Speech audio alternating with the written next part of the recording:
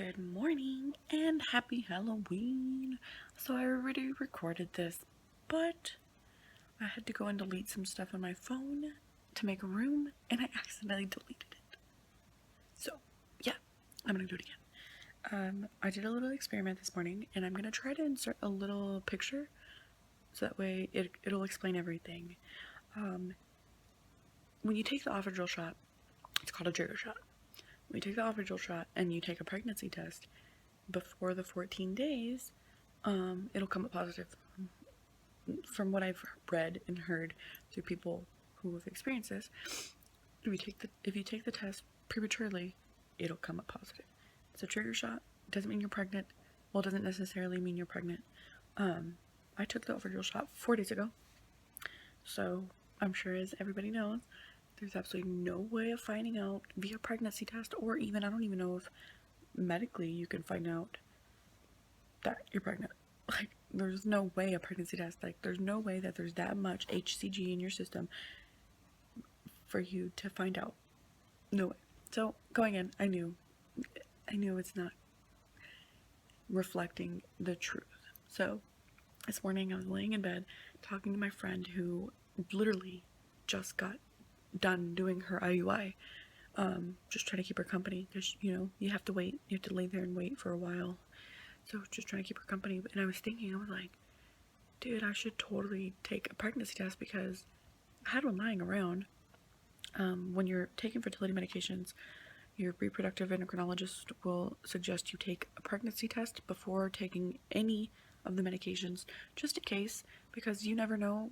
It's happened before. People will try to go through fertility medications and things like that, but then find out they're pregnant before they even reach that goal. So trying to avoid harming the child if I were pregnant before I had to take the test. Before I did take the meds. But anyway, so I had one lying around it was like a dollar store cheap one or whatever. I had one laying around the house, so I took it, and it came up positive.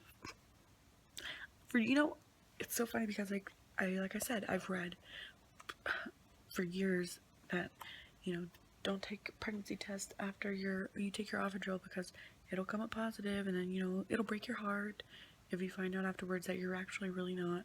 Don't do it. My friend took one, not even knowing. She didn't know, because no one told her, hey, don't take a pregnancy test because it's going to come up positive. So she took one and it came up positive, so she had to experience all of that. But so she told me, she said, do not take the pregnancy test because you're going to think you're pregnant. But so yeah, it worked. I really am going to try to insert a picture. Probably right now.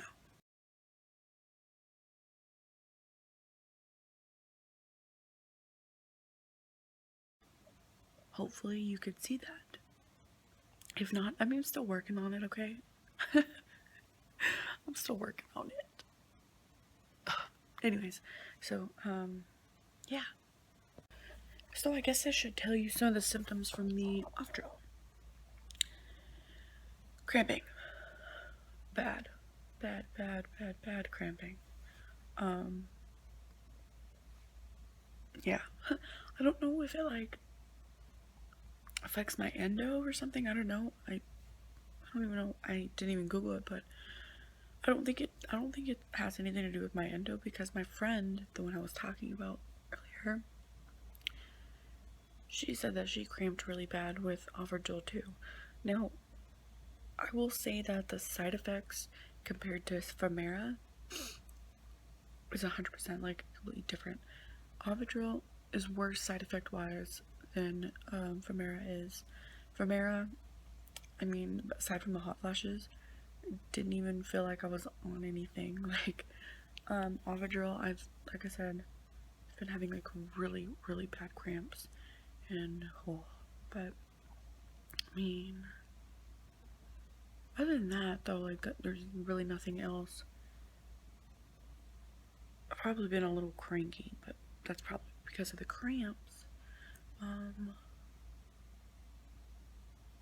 It was sore the next day, but I didn't notice it until later in the day, and it was only because I bumped my belly on the desk at work, and I was like, oh crap, it's a little sore. But other than that, like, it didn't hurt.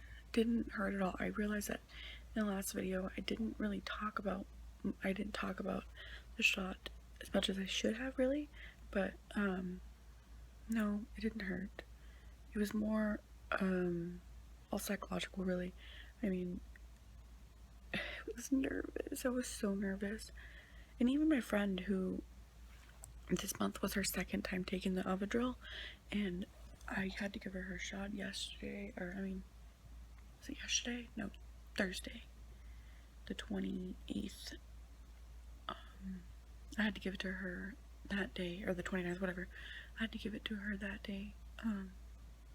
So this was her second time, and she was still nervous. It's nerve-wracking, you know. It's different when a doctor gives you a shot and you have to give it to yourself, or have someone that you know and who's not a nurse, who's not in the medical field, give it to you. You know, it's, I don't know. It's a lot different. So, I mean, I can understand why she was nervous. I was nervous because I was giving myself a shot, and you know, this is very important to me. So like, I didn't want to mess up. You know, I didn't want to, oh, excuse me. I didn't want to be the reason why it didn't work. But I did take an ovulation test, I think the day after, or maybe like 2 days after. I can't, oh, fudge. Oh, I guess that's another side effect, by the way. Being very forgetful. But, see, I already lost my train of thought. Okay, now I remember. I don't want to be the reason why it didn't work, but anyway, I did take an ovulation test, and it worked. I did it. Whoop, whoop. Celebration time. Celebration time. Okay, that's enough. No, it did work. So, yay. What else? Other than that, I think that's it. I think that's it about the whole Ovidrel shot. I'm just waiting, patiently waiting. I'm pretty sure I have 10 days left of waiting. And if you're watching this video and you're trying, and you've been trying for a while, even if you've been trying for a couple of months, you know this is the worst part of it all. The waiting game. Waiting to see if you're pregnant or not. Having to take a little bit more precautions, you know. Some people might not believe in, oh, you don't have to do all that. You don't have to do all that, but like I was talking to my friend, unfortunately we have to take every precaution, because we don't have room for error. We don't have room to take chances. We don't have, the risk isn't, you know, how does that saying go? The risk is not worth the reward. So trying to cut back on caffeine, trying to, you know, not grab the bag of chips when you want to, make healthier choices, things like that. Just stuff that, you know, really stuff that pregnant women should be doing is pretty much what we are trying to do, because like I said, we're trying to make sure that we're hitting all the stops. You know, I can't afford to take any chances, so yeah. So last thing, and then I'll end the video. I just wanted to go over my measurements with you guys for this month. So it looks like, okay, I only had one mature follicle this month. An optimal follicle size is 18, and I had on my right ovary, I had 19, 12, 11, and 10. On my left ovary, I had 7, 5, and 4, and my uterine lining was at 6 millimeters. Now, with that being said, hopefully this one follicle takes. All you need is one, ladies. So hopefully with those measurements, that one follicle and the size of the lining of my uterus is okay. With all of that, hopefully this month takes. Hopefully it does.